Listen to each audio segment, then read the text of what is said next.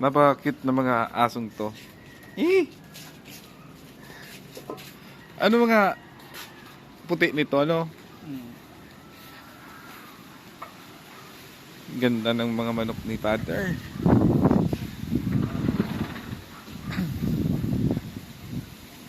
Mga quality, mukhang matapang sa tao.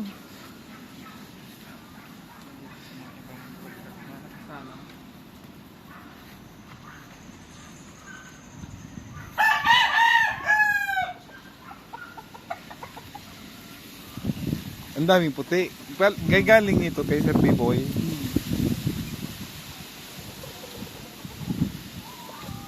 Yun. Ito po galing yung ano, round heads natin. Tapos sweater. Dito po galing.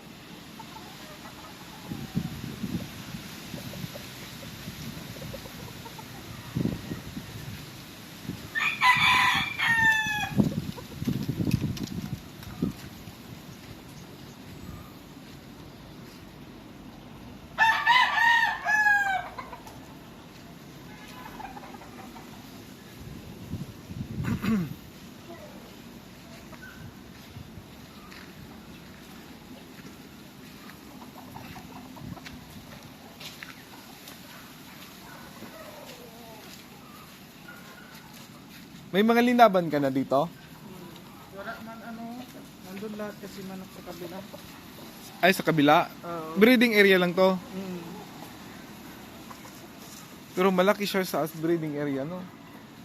O daming flying pen. Wala naman na dyan. Hardening pen to, no? Hindi. Sa conditioning din. Conditioning din.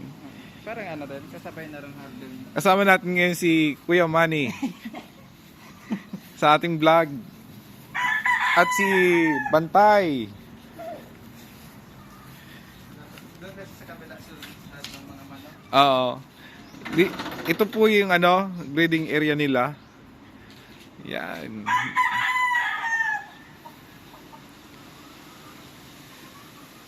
Andito tayo ngayon sa Union Game Farm. Namamasyal at mag-aayos ng incubator. Mahihain si Kuya Manny. Huwag na natin interviewin. Pero balita ko, Manny, galing ka daw sa farm din bago dito sa Union Game Farm. Dati kay Sir B-Boy ka, no? Bebek mga ong. Sa Ilocos. Ilocos. Okay, okay. Huwag na natin masyadong tanungin. Ayaw magpa-interview niyan. Secret kasi mga bloodline. Ayaw sa Oo. Oo.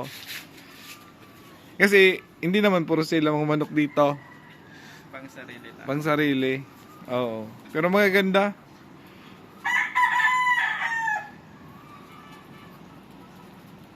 So hanggang dito lang tayo, guys. Ang cute ng mga ano nito.